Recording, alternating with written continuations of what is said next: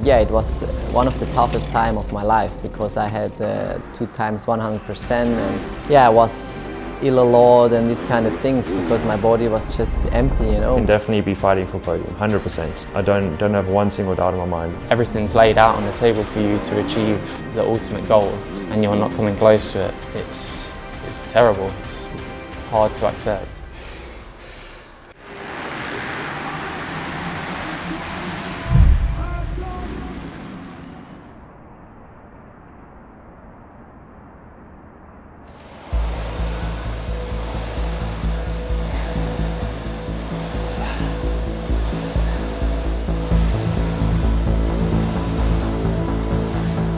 We focus a little bit more on the balance side, I think, coordination, agility they call it, and also the reaction time.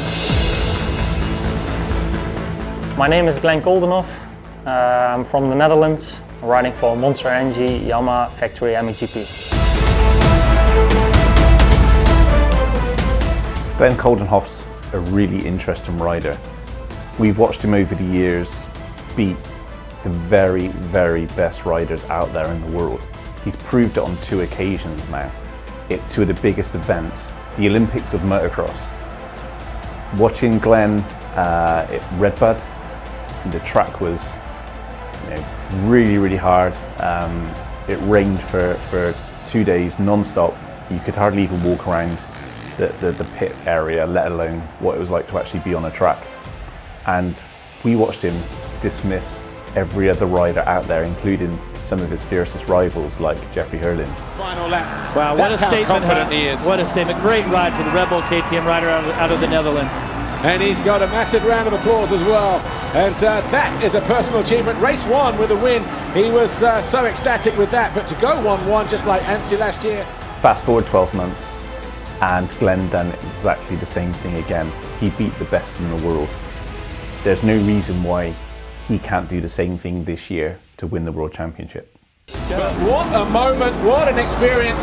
And it'll be a big moment as well because Koldenhoff comes out of the final turn. He goes 1-1 again, this time on home soil. The Netherlands win for the first time.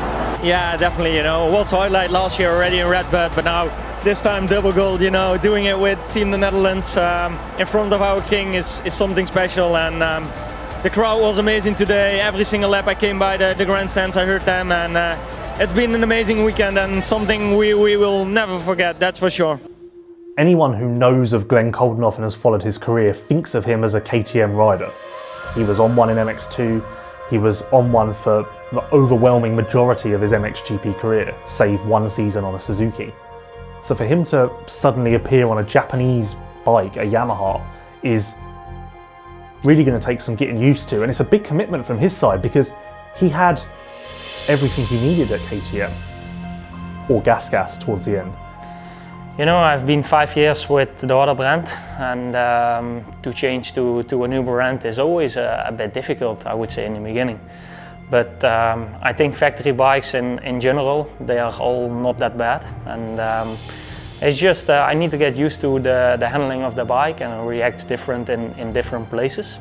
And yeah, I felt like we had 2 months now, and I'm pretty much used to the bike, and yeah, we are just finalizing things, to make the bike even more built for myself. And this is going on a good way, so I'm happy so far. Glenn is a kind of course, sand rider, due to the fact that he's a Dutch rider, but he got some skills that are not common. I never understood how it's possible that he never put everything in the same season, together, because he has some of the best end of the season ever, I guess, with victories and with incredible races at the GP of the Nations, like he did in Redbud in America. When conditions are really tricky and demanding and physical, it's really a good rider. It's a strange one with Glenn because people think of his last 2-3 years and they think of his GP wins, they think of his podiums, they think of his Motocross of Nations success. And whilst you would naturally think of those highs, there have also been some incredibly difficult moments. He's had 2 back injuries in 2 years. He's lost feeling in his lower body. He knows what it's like to flirt with that dangerous edge. So for him to even be in a position now where he wants to race, let alone still going for a world title, is commendable, but it's this quality that any rider in this field has. Everyone knows of the consequences. Everyone knows what could happen. But the love of the sport and the desire to be the best eventually trumps all of that. The conditions are taking a turn for the worse. If ever you needed to start, Jason Thomas, today was the day. Yeah, it's so cliche to say, but in a condition like this, where you're not going to be able to see well, you're not going to be able to move around the track very well, you need to get out front so you can control your own destiny. You know, the traction was almost at a peak going into the second moto. Get some downpour. It's really going to change the approach. I wouldn't be surprised if there were some last-minute tire changes. MXGP race 2. Wow, this one's going to be a good one. Hurling's very tentative, dropping off the mesh there on the wet metal, but around the outside, rider's going wide in the first turn, and it is a Yamaha. It's Koldenhoff in those orange boots, white and orange boots, is it? Yes, it is. So Koldenhoff pulls the foxhole shot. Where's Febvre? Your winner from race 1. Glenn Koldenhoff, been a decent ride for him. He's going to get his first podium for Monster Energy Yamaha. He would have liked the race win, I'm sure. He would have loved to have stood on the top step of the podium even more. But you know what? Take it while you can. It's a good improvement for Glenn Koldenhoff. 17th overall at the first round, 8th overall a week ago at Matchley Basin. He's going to be 2nd overall today. Talk about making gains. We're about 3 months ahead of schedule on Glenn Koldenhoff's results here, so. My first podium together with Yamaha, a new team and everything, you know. It's been amazing, and yeah, my season just started now. I think the passion for this sport, you know, it's what I love. This is my life, and I think it will stay forever. And you know, every day trying to improve, to be better. Every single year, every single week, every single day, you know, putting the maximum effort, and try to become the best one day. So that's always been the goal, and it will always be like this. Glenn Koldenhoff, Monster Energy Yamaha, born down the road, pleased that there's a home GP here at Os, his home circuit. He looked good in time practice as well. I think I'm pretty good at focusing at myself, you know, and you need to stay realistic. And I've been close in 2019. I was third in the championship, and obviously last year, you know, I had an injury, but I feel like I'm a guy which still improves every year a little bit, and I feel like I'm a quite consistent top 5 guy, but I need to step it up to consistent top 3. And it surprised me, honestly, it surprised me a lot. He's doing pretty well. He got also some bad luck with a crash like in the second moto in Os that took him away from a possibility to fight for a podium and maybe also for a victory. 110 metres or thereabouts into turn 1. Clean through there in the first race and at the bottom of turn 2, and once again it's Febvre, but around the outside, Jorge Prado, rider down at the back, and riders down. Oh, end over end, different riders going over the bars. He's won GPs from time to time. He's won motos from time to time. But to reach that next level and be there consistently is a whole different ballgame. Maybe sounds like a small step, but it's in the end, you know, it's quite a step. But I feel like I've all the things around me which can make me to do this step, and I'm confident. I'm putting everything in it, and yeah, hopefully it will come out one day.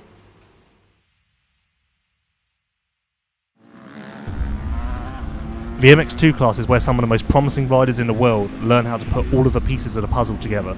These riders have speed, they have ability, they have the potential, but putting all of those things together to form the perfect combination is a struggle. The MX2 class is where they learn how to do that.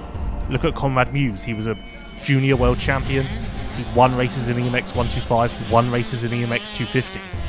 He's got the speed, everyone knows he can win. It's just putting things together on race day that appears to be the struggle for him. Everyone knows how good he can be, it's just whether he will eventually hit that level.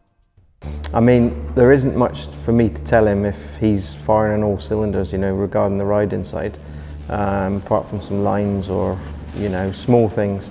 But when he's riding at his best, which is a lot of the time, and it happens a lot in the week. And you know, he's one of the fastest in the world. I don't think anyone would disagree with that.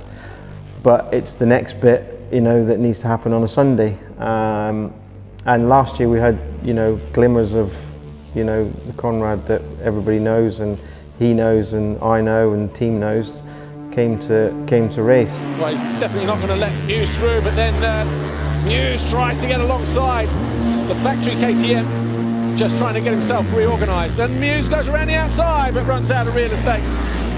So it's trying to bring that out in him every time. And he's quite openly honest that, you know, sometimes he struggles, and sometimes he doesn't, but we need to eliminate those days that he does struggle, and sometimes there's not an explanation for it. So you have to, you know, manage it, keep the morale up, keep the confidence up, keep the hard work up, you know, and yeah.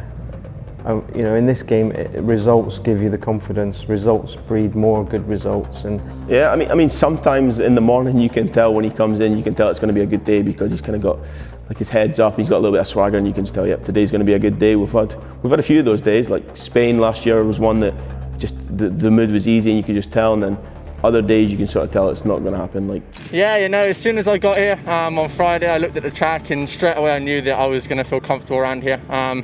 It's an amazing track. It's yeah, lovely venue, and I'm just feeling really good.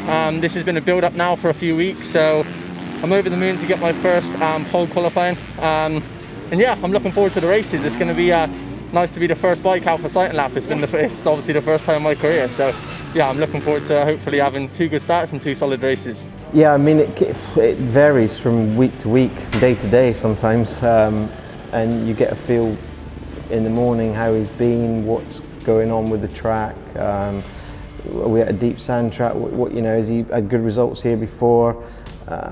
What was he doing the week before? But lately, it's just been trying to get the confidence into him to to get him to realise how good he is. Yeah, it's my home race for me, and the track's awesome, and I felt good in qualifying. It's all very close up there.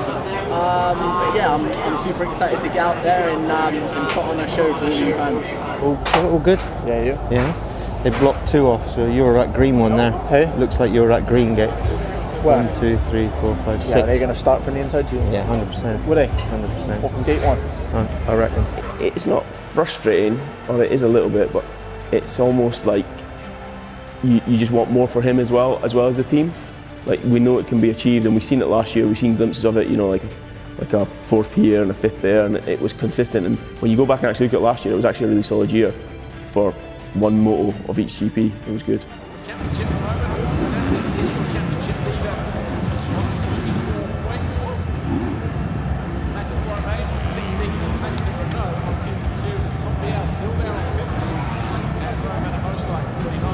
Right, you're ready to go, mate. There's nothing you can't do. But you know what it's like, you know what it can get like. Just got to get a good start and go for it. You're faster than any of them, you're fitter than all of them. You just got to go. Be sensible in the race, get the points. Top 6, fine. 2 top 6s. If the opportunity's there to get 2 top 3s, take it. If the opportunity's there for the win, go for it. You know, you'll be good. You can do it. But 3 top 6s is a real good start. Yeah. You can light it up here if you want. If you get the start, just go for it. Honestly, everyone else will be. Everyone else is not in any better position than you are. You know. Yeah. You'll be good. All the training. Let's do it. Turns in. Gate about to drop here, and that's a good jump from the Yamaha Jam.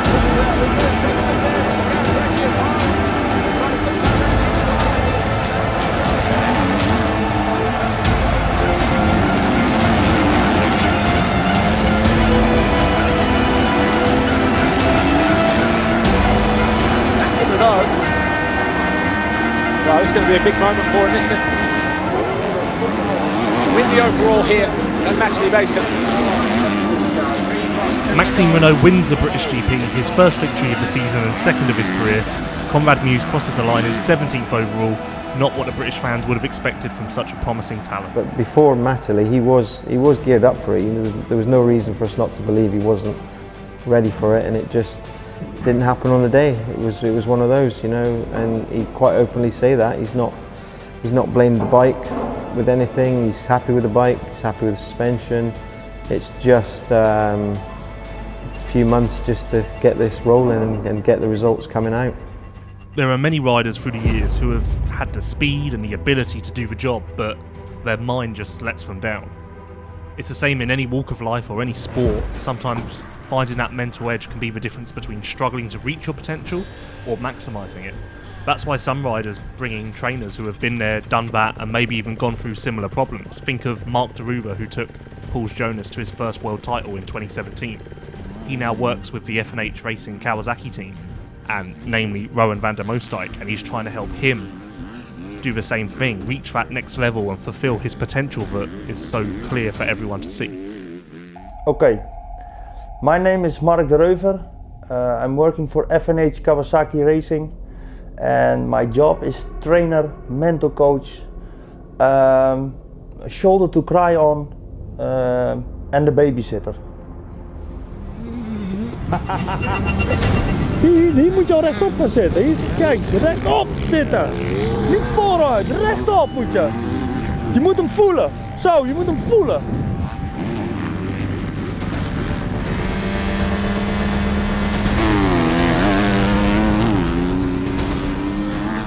No, I can say that the training on the track, what I do with them, is 40% important, and I say 60% of the mental side. It's a lot. It's much more, because I know he can ride really well. You know, of course, you can always be better, and I see every time I see things, but it's more the mental side you need to work on. And that showed also, because like that last moto in Lommel, that was the only race I really saw my Rowan, let's say. That last moto in Lommel. He was so good, he was completely relaxed, he was good, you know. Great ride this from the F&H Kawasaki. Haven't seen too much of him, but he is also on the verge of making his own little piece of history. Rowan van der Moosdijk, the F&H Kawasaki rider, finally wins a race in MX2. Still in the last few weeks, I'm 3 years now with Mark, and still in the last few weeks I still learn from him. He always has new things, and then when in the night I lay in my bed, I think, yeah, how is this possible? I thought, like, this year, what can he say about me, because he knows me for 3 years, you know, and still he comes with new things, and that's what makes him so special. Zie je wat je doet? Je gaat ook weer helemaal zoals je gaat. Hop, zo met die kop eroverheen. Ja. Dan kijk maar naar je kont. Je moet naar je kont kijken. Kijk, die gaat omhoog. Ja. Zie je, en dan zo. Maar dan is die ding. Want hier is wel goed hoor, dit. Zie je, maar dan ben je te laat, hè? Zie je dat? Ja. Zie je hier nog steeds zo, helemaal naar voren. Ja. Dan moet je al achterop zitten. When he finished his career and he started to approach the career of a trainer, of preparing other riders, I was thinking, with all the mistakes he did, probably he knew really well what not to do, but would be able to teach them what to do. Super, gewoon. Dat is gewoon echt goede start hoor.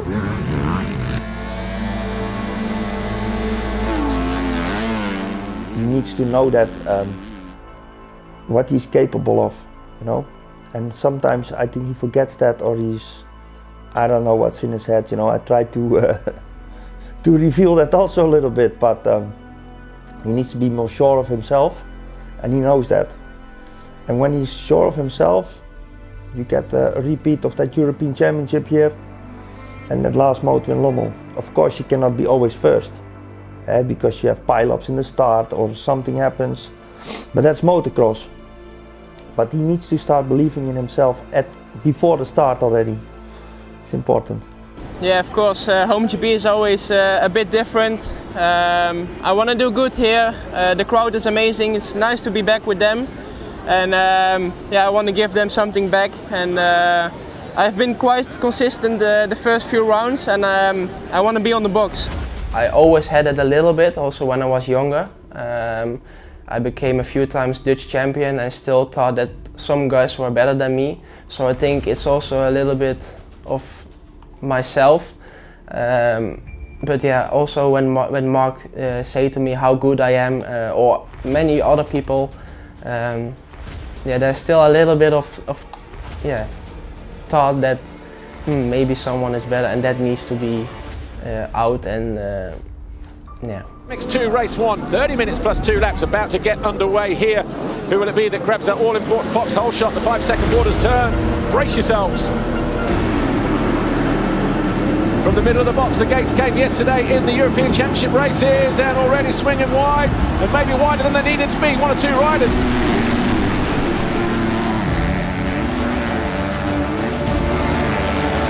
And again there on the exit, Van der Moosdijk sensing an opportunity here to sneak up the inside, parks it down the inside beautifully.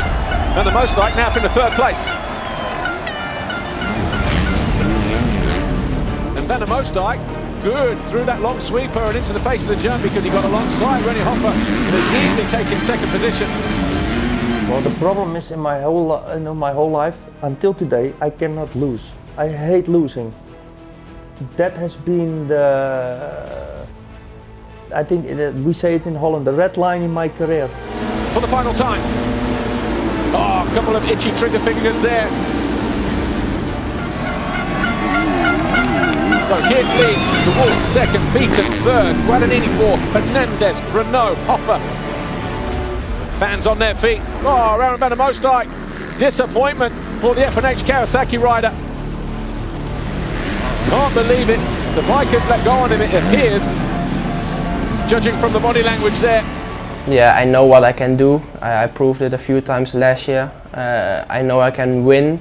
I showed it, but I just want to be more consistent and fight more for the podiums. And I think when you can do that, you will be up front in the championship standing. So that's my goal, and of course to be a world champion. But in the end, the cool, decisive riding of Jago Geerts won out. He wins here in Os. He wins both races. A huge victory for the Monster Energy Yamaha rider.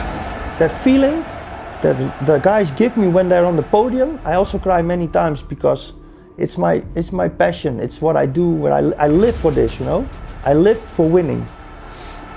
And the feeling you get when you win, doesn't matter what people say, it's impossible you can get that with money.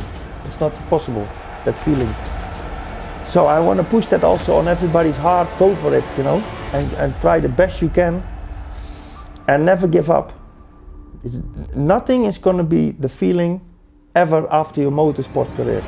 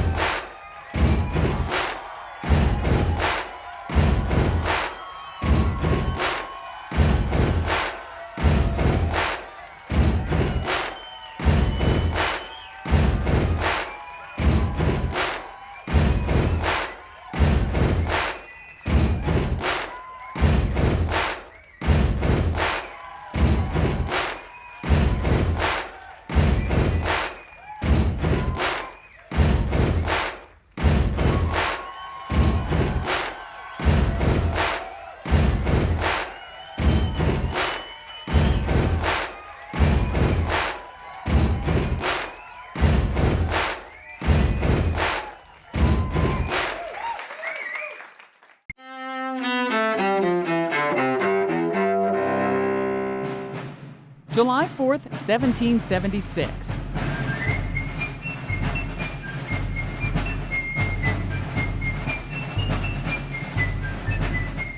In Philadelphia, the birth of the United States of America. The Continental Congress adopts the Declaration of Independence, proclaiming Britain's 13 colonies to be free. 1826. Former Presidents John Adams and Thomas Jefferson each die on the same day. It happens 50 years after the Declaration of Independence, which Jefferson wrote and Adams helped shape. 1976. Israeli commandos conduct a daring raid at Entebbe Airport in the Central African nation of Uganda.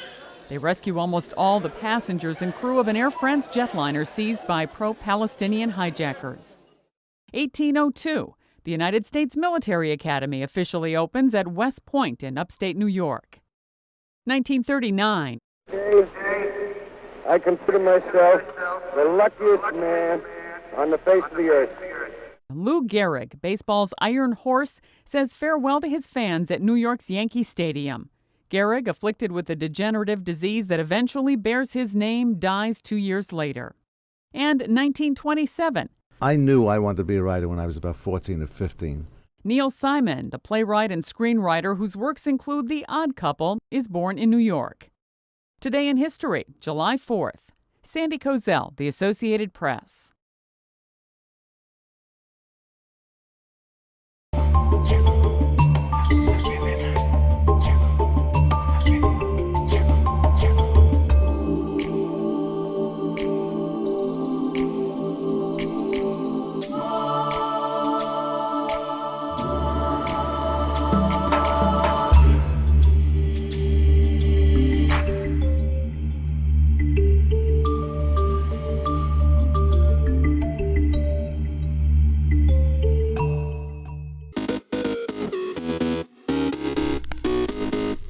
Welcome back in our studio, and in today's news,